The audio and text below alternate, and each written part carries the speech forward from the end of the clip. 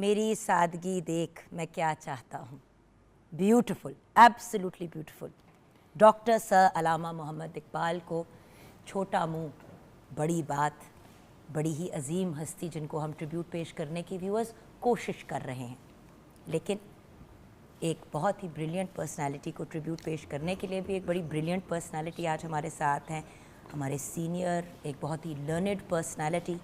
आप इनको as a columnist भी जानते हैं, as an analyst, as a writer, as a research scholar and as a political economist. Khalid Mahmood Rasool हमारे साथ हैं। अस्सलाम वालेकुम खालिद जी वालेकुम सलाम, बहुत शुक्रिया जी इनवाइट करने का। Thank you so much sir. कैसे हो सकता है कि हम इतनी बड़ी हस्ती की बात करें और फिर किसी बड़ी पर्सनालिटी को ना बुलाएं, और ये बड़ा मुश्किल टास्क होता है हम जैसों के लिए कि जिसकी बात कर रहे हैं उनके बारे में कौन आगे बात करेगा। बहुत बहुत शुक्रिया जी, बहुत और बहुत मैं इस काबिल होती तो मैं ही कर देती।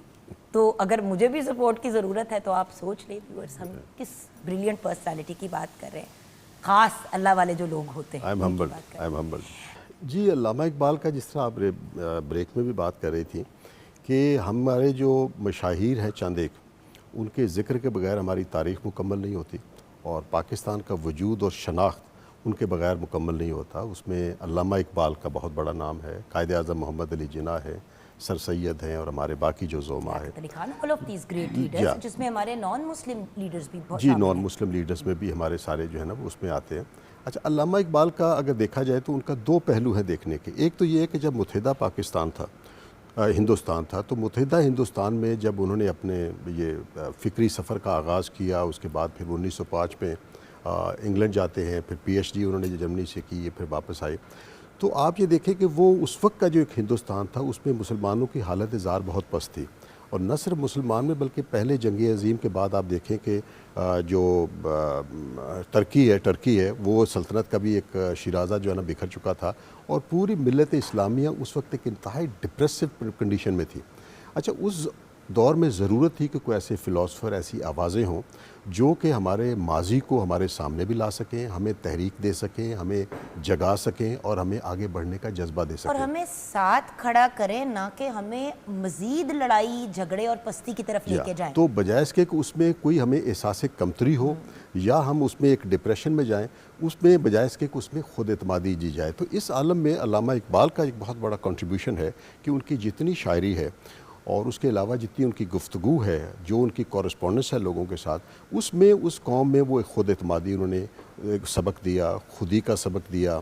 उसमें फिर ये है कि उनका शिकवा और जवाब शिकवा अगर पढ़ें तो वो दोनों तरफ के जवाज़ आते हैं कि ये जो हमने अपनी एक विक्टिम हुड का अपने ऊपर बसाया हुआ है, नहीं, उसके बाद जवाब शिकवा में पूरा उसका जो एक सामने चीज़ आती है। तो उस एतबार से अल्लामा इकबाल का उस मुत्तहिदा हिंदुस्तान में अपने बेटे तक को जावेद इकबाल साहब को, तो ये देखिए कि मतलब आपने अगर गाइडेंस एट लार्ज दी जी, तो अपने घर पे भी फोकस रखा। जी, अक्सर ऐसे लोग जब हम देखते हैं, इस तरह के जो पहुंची हुई पर्सनालिटीज़ होती है, जिनके पास नॉलेज बहुत होती है, उनका total focus world at large हो जाता है, वो घर भूल जाते हैं। नहीं, आप इसमें बड़ी अहम नुक्ता आपने कहा कि जहाँ उन्होंने पूरी दुनिया के लिए अपनी शायरी, अपना पैगाम, अपनी फ़िक्र जो है ना उसको पहुँचाया, उसमें आप देखिए कि जावेद इकबाल की जो तालीम और तरबियत, और उसके बाद फिर इनकी जो छोटी बहन थी मुनीरा, जो उनकी साहबजादी थी, क्योंकि उनकी वाइफ का जब इंतकाल हो गया तो अल्लामा उस पर बहुत देर परेशान रहे कि ये मेरी बेटी है। उस वक्त इनकी मुनीरा की उम्र जो है ना वो हार्डली गालिबन 7 साल थी, ऐसी कुछ थी। तो उसके लिए वो उन्होंने काफ़ी तरद्दुद करके और काफ़ी तगोदो और तलाश के बाद वो गवर्नेंस जो है ना वो लेके आए और उनके सुपुर्द उसको किया।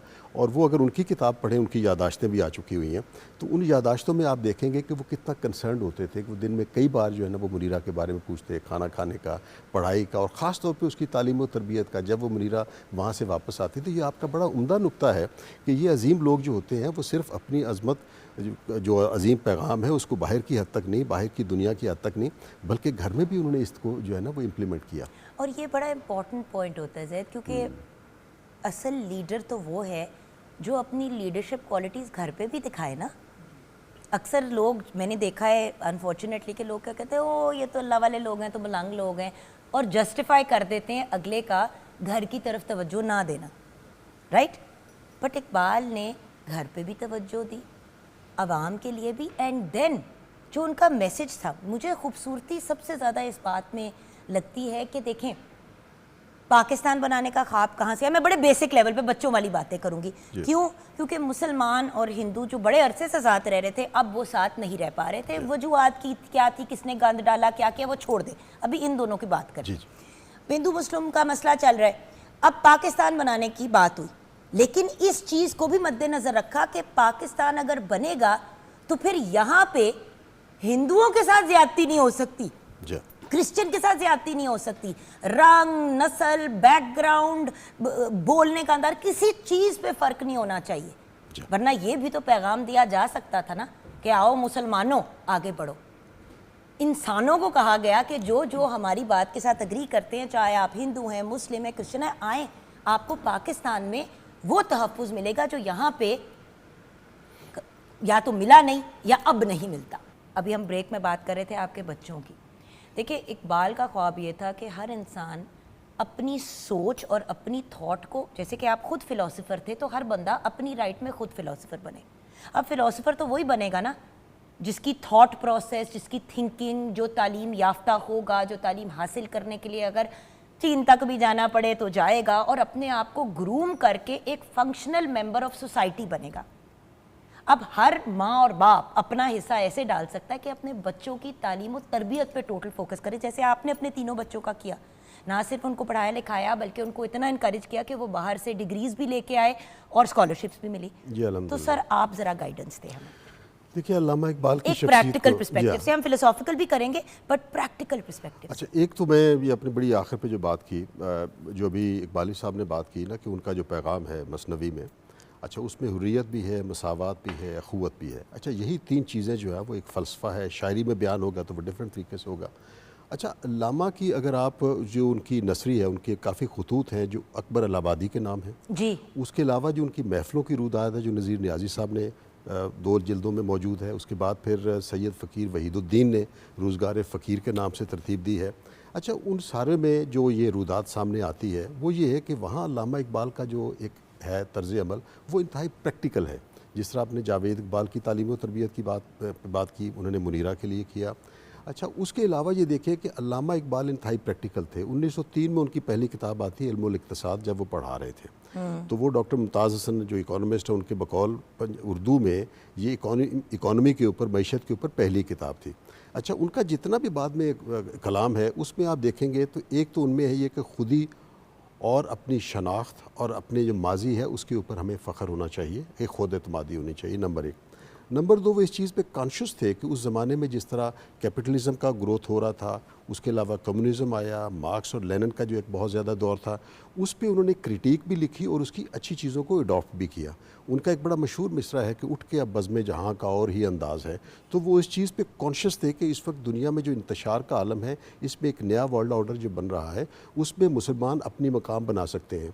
उसमें थ्रू आउट जो उनकी एफ़र्ट रही है, उन्होंने इस चीज़ को हाईलाइट किया कि हमें एक ऐसा निज़ाम वज़ा करना चाहिए जिसमें दहकान को रोज़ी मुयस्सर होनी चाहिए, जिसमें मज़दूर जो है उसका खूने ना, जो उसका मज़दूरी है उसको फेयर जो है ना वेजेस मिलनी चाहिए, और हमें मजमूई तौर पे एक ऐसा सोसाइटी बनानी चाहिए जो कि मजमूई तौर पे मसावात की तरफ हो और दुनिया की पेशवाई कर सके। उठ के अब बज़्म जहाँ का और ही अंदाज़ है, ये समझ लीजिए कि वो अगर 100 साल पहले अगर मिसरा कहा गया था तो आज जहाँ दुनिया खड़ी हुई है यही है। और आज के बच्चों के लिए और हमारे लिए भी प्रैक्टिकल यही चीज़ है कि हमें सबसे पहले अपने एक तो इरफान होना चाहिए, फ़हम होना चाहिए, खुद एतमादी होनी चाहिए खुदी, और उसके बाद ये कि अपने इक़्तिसादी हालात को इम्प्रूव करने की ज़रूरत है, टेक्नोलॉजी की तरफ जाने की ज़रूरत है, इजादात की तरफ जाने की ज़रूरत है, और सोच समझ के इस दुनिया में अपने एक मकाम को हमें रीगेन करना है जो पास्ट की ग्लोरी है। बिल्कुल सही। अब सर, आपसे रिक्वेस्ट करनी है कि दरिया को कूज़े में बंद करके हमारी गुफ्तगू कंक्लूड कर दें। देखिए जी, माशाल्लाह बहुत गुफ्तगू हो गई है। अल्लामा इकबाल की जो पैगाम है उसमें एक तो उसमें यही है कि अपनी एक ख़ुद आशनाई है, खुदी है, खुद एतमादी है, अपनी तारीख़ के साथ एक ताल्लुक़ है, उम्मत के साथ एक ताल्लुक़ है। बिल्कुल। दूसरे फिर ये कि आज के नौजवानों के लिए और ख़ास तौर पे आज के माशरे के लिए उनके यहाँ ये है कि ये तहरीक है कि अपना जहान आप पैदा करो, उठो और अपना काम जो है ना वो करो। अच्छा, अब बज़्म जहाँ में अपना मकाम पैदा करो। अच्छा, फिर उनका जो एक क्रिटिक है कि किसी के पीछे आप इस निज़ाम के पीछे या इस निज़ाम के पीछे जाने की बजाय आप अपनी उस आफाकी निज़ाम के पीछे जाएं जो 1400 साल पहले आपको दिया गया और जिसमें ह्यूमन राइट्स का भी, इसमें माइनॉरिटीज़ का भी, इसमें जेंडर्स का भी और सारों का एक पास रखा गया। तो लिहाजा उसमें ये है कि अल्लामा का जो पैगाम है उसमें ये है कि मेहनत, अच्छा फिर ये है कि अपना मज़दूर हो या औरत हो, सबका एहतराम और अपने आप के ऊपर खुद ही एतमादी। तो उनका जितना भी अगर प्रैक्टिकल लाइफ का और उनका नसर का भी देख लें, तो वो उनके यहाँ एक मोटिवेशन है, खुद एतमादी है, आगे बढ़ने का एक जज्बा है। मेरे ख्याल में यही उनका बेसिक पैगाम है कि हमें आगे बढ़ना चाहिए खुद एतमादी के साथ और दूसरों के बाहमी एहतराम के साथ। Thank you so much Khalid साहब, जैद एंड हसन, खुश रहें, आबाद रहें।